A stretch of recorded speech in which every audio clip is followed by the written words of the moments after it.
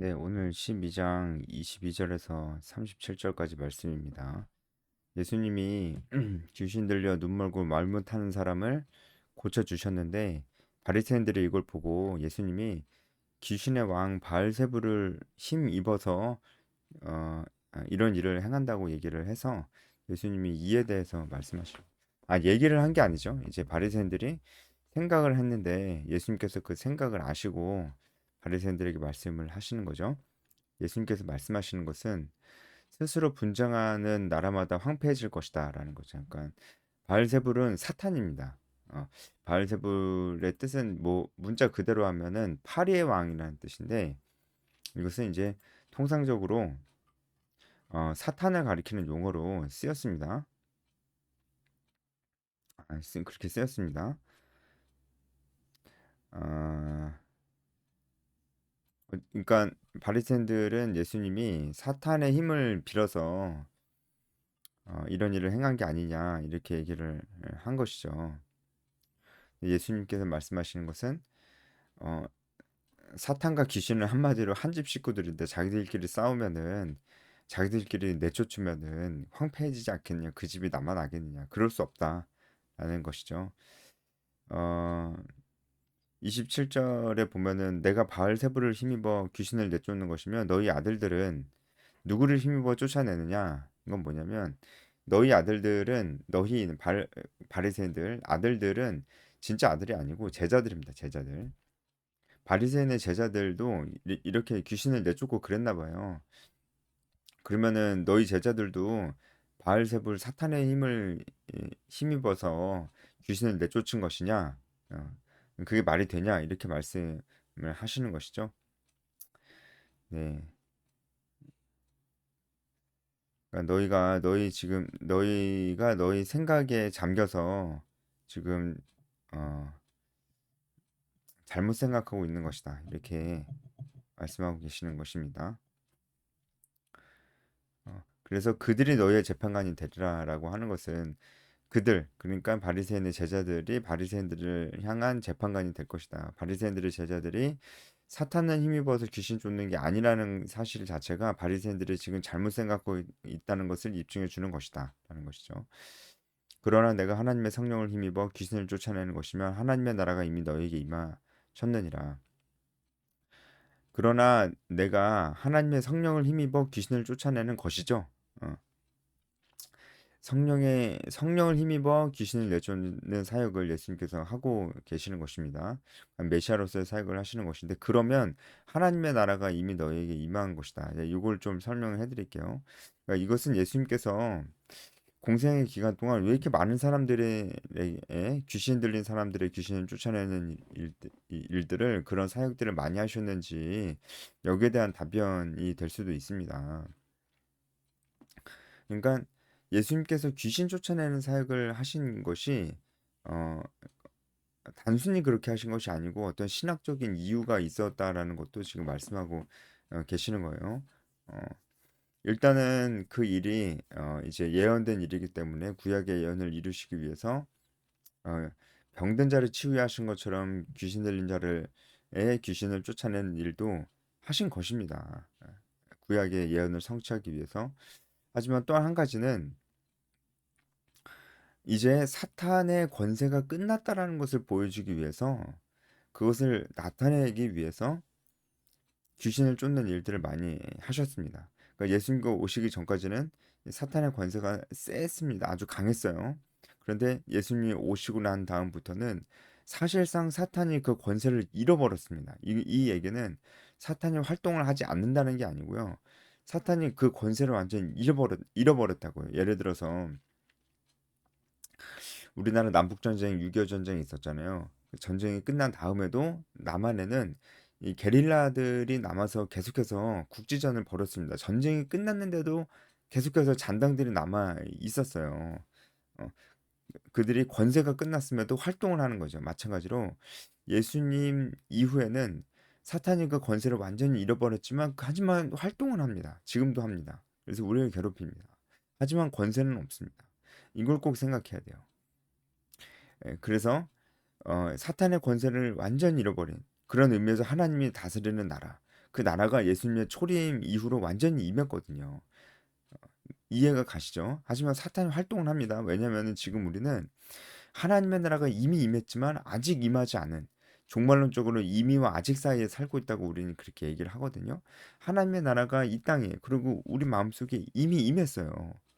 방금 말씀드린 이유처럼요. 사탄의 권세가 완전히 멸하여졌기 때문에 예수님 초림 이후로 우리는 이미 임한 하나님의 나라 가운데 살고 있지만 아직 완전히 임하진 않았어요. 왜냐하면 새하늘과 새 땅이 완전히 임하는 하나님의 나라잖아요. 근데 그때가 아직 오지 않았잖아요. 그런 의미에서 우리는 이미와 아직 사이에 살고 있는데, 이미 임한 하나님의 나라의 관점에서 봤을 때 예수님이 성령의 힘으로 귀신을 내어쫓는 것은 이런 의미가 있다라는 거죠. 하나님의 나라가 임했다. 예수님을 인해서 하나님의 나라가 임했다. 사탄이 그 세력을 완전히 잃어버렸다. 라는 것을 보여주시려고 이 귀신을 내쫓는 사역을 그렇게 하셨다는 것이죠. 그러니까 동일하게 우리가 이 의미를 지금에 적용시켜 봤을 때 지금 귀신을 내쫓는 그런 일들이 일어날 수 있죠. 충분히 일어날 수 있습니다. 그런데 그 일들이 중요한가요? 예수님 때 있었던 귀신이 떠나가는 일만큼 중요한가요? 그렇지 않습니다. 왜냐면은 이미 지금은 예수님께서 오시고 죽으시고 부활하시고 성령이 이미 우리에게 임하셨고요. 그 일들이 모두 성경에 기록되어 있습니다. 그러니까 구약의 예언을 성취하는 의미에서 귀신을 내쫓는 일, 그런 일들이 지금 일어날 필요 없고요. 그리고 예수님으로 인해서 하나님의 나라가 이제 도래했다라는 것을, 이제 귀신이 내어쫓는 것을 보여주면서 우리에게 그 메시지를 던질 필요도 없고요. 왜냐하면 성경이 있으니까. 그리고 사탄의 권세가 완전히 끝났다라는 것을 우리에게 보여주려고 귀신을 내쫓을 이유도 없습니다. 왜냐하면 성경이 있으니까. 그렇기 때문에 지금 자꾸 귀신 내어쫓는 사역을 하는 그런 사람들은 자기가 굉장히 대단한 줄 알고 대단한 사역을 하는 것 같은데, 사실은 지금 뭐 단적으로 말하자면 안 해도 되는 사역입니다. 물론 하나님 지금도 귀신을 내준 실수 있으시죠. 누군가 또 그 일을 하기도 합니다. 하지만 너무 큰 의미가 있지는 않아요. 마치 우리는 그런데 그런 막 신비한 일들, 누군가가 귀신 내어 쫓아졌다고 하면은 그것이 너무나 놀라운 하나님의 일인 것처럼 박수를 치고 아멘 할렐루야 하잖아요. 그런데 예, 성령께서 하시는 더 놀라운 일들, 우리가 말씀 봤을 때 그 말씀이 우리에게 우리 마음을 울리고, 그 말씀을 우리가 알게 되고 하나님의 마음과 뜻을 알게 되고, 우리가 하나님의 나라와 의를 구하고자 하는 마음이 우리 안에 생기고, 이런 일들은 우리는 전혀 신기하게 보지 않아요. 사실은 이런 일들이 훨씬 더 신기하고 더 중요한 일인데, 우리는 귀신 내쫓고 귀신 내쫓고 그런 일들이 훨씬 더 하나님께서 하시는 일이라고 인식을 더 많이 한다는 것입니다. 그거는 정말 잘못된 일인 것이죠. 그 정말 그러면 안 됩니다. 그렇죠? 예, 예, 우리가 말씀을 잘 모르면, 그러니까 막 그런 간증 듣고 그런 귀신 내쫓는 그런 사역하고 그런 것만 듣고 싶어하고 그런 거에 굉장히 의미부여를 하면서 어, 그런 성경과는 거리가 먼 신앙생활을 할 수 있다는 것입니다.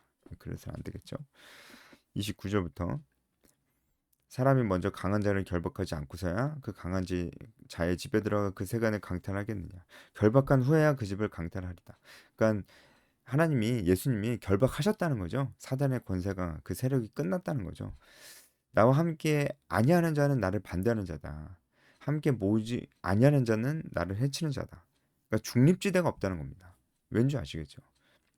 예수님을 따르거나 사탄을 따르거나 둘 중 하나라는 거예요. 그러니까 지금도 마찬가지입니다. 예수님 믿거나 안 믿거나 둘 중 하나야. 중간이 있을 수가 없잖아요. 그래서 이제 그 성령 회방죄에 대해서 나오는데, 이것은 바로 방금 제가 말씀드렸듯이 우리 안에 생기는 예수 그리스도를 믿는 믿음이라는 영역에서 이것을 봐야 됩니다. 사람에 대한 모든 죄와 모독은 사하심을 얻되 성령을 모독하는 것은 사하심을 얻지 못하겠고, 사하심을 얻지 못하는 죄에 대해서 나오는데, 이거 우리가 오해해서는 안 됩니다. 일단은 사람에 대한 모든 죄와 모독은 사하심을 얻되라고 했을 때 이것은 어떤 사람을 모독하는 죄는 사하심을 얻는다는 겁니다. 사람을. 사람을 모독하는 거는 용서가 된다는 건데 성령을 모독하는 건 용서가 안 된다는 거죠. 그런 뜻이기도 하고 어, 아니 그런 뜻이기도 합니다. 예. 그러면 성령을 모독하는 것이 무엇이냐라는 생각, 그리고 사심을 못하는 죄가 있느냐라는 생각 우리가 들죠.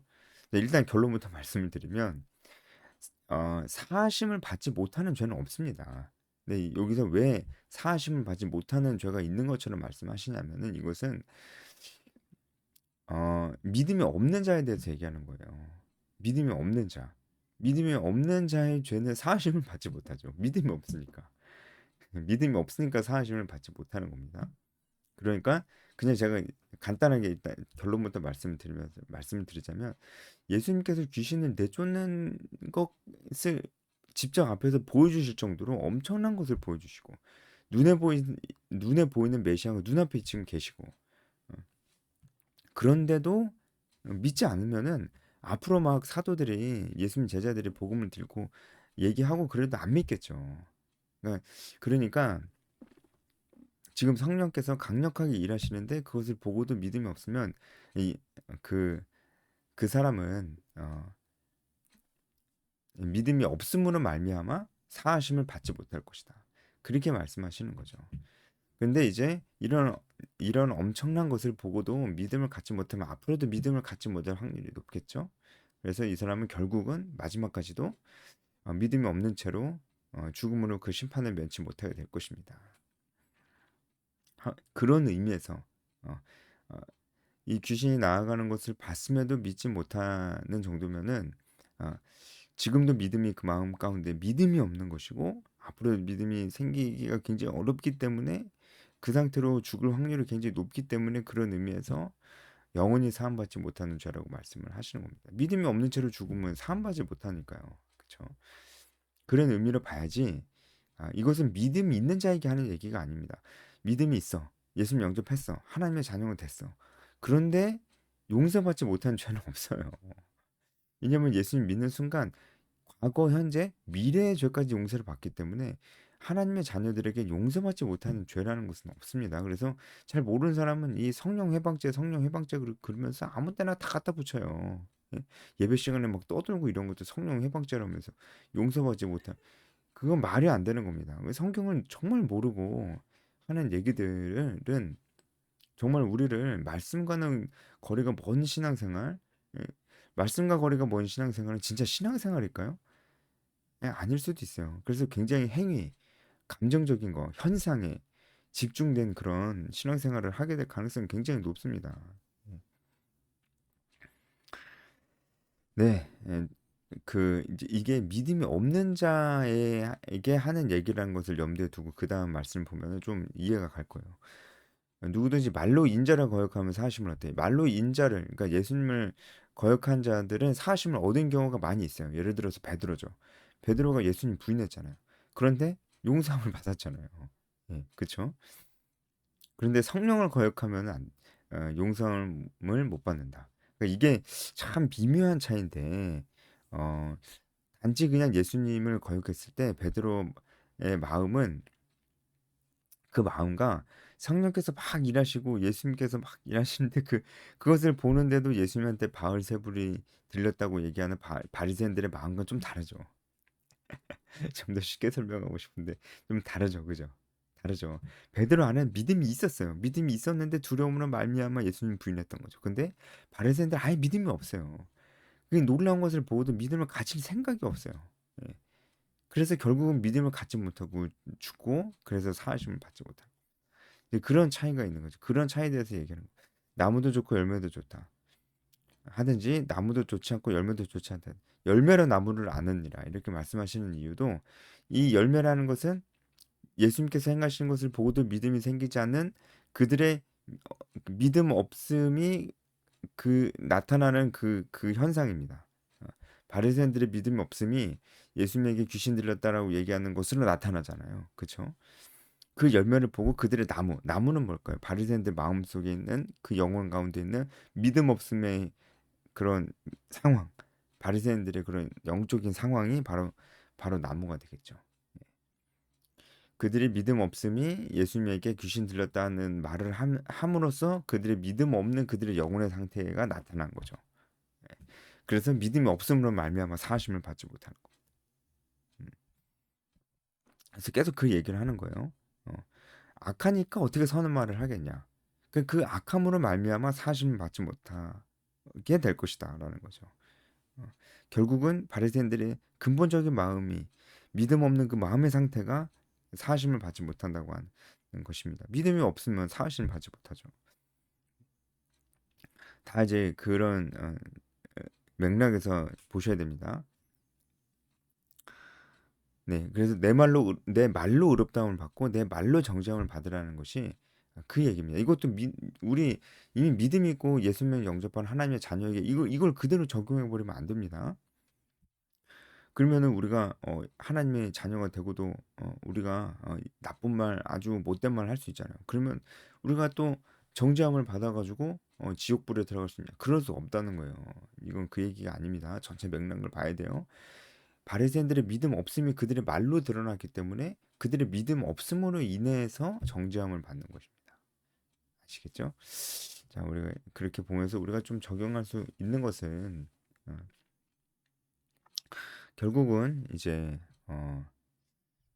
결국은 우리 앞서 말씀드렸지만 이런 뭔가 막 귀신 쫓아내는 것만 전부인 건 그게 대단한 건 줄 아는 그런 신앙생활 우리가 좀 돌아봐야 되고 성령 회복제 우리가 아무 때나 막 갖다 붙이면 안 된다라는 것도 좀 우리가 알 필요가 있고 결국엔 우리 안에 믿음이 생겼다는 거 정말 놀라운 하나님의 역사라는 것을 우리가 알아야 됩니다. 하나님의 나라가 우리에게 있습니다. 근데 우리가 이미 하나님의 나라가 우리 안에 임했음에도 그것도 하나도 기뻐하지 않고 신기하지 않는다면 이거 아주 슬픈 일이 되겠죠. 여기까지 오늘 하겠습니다.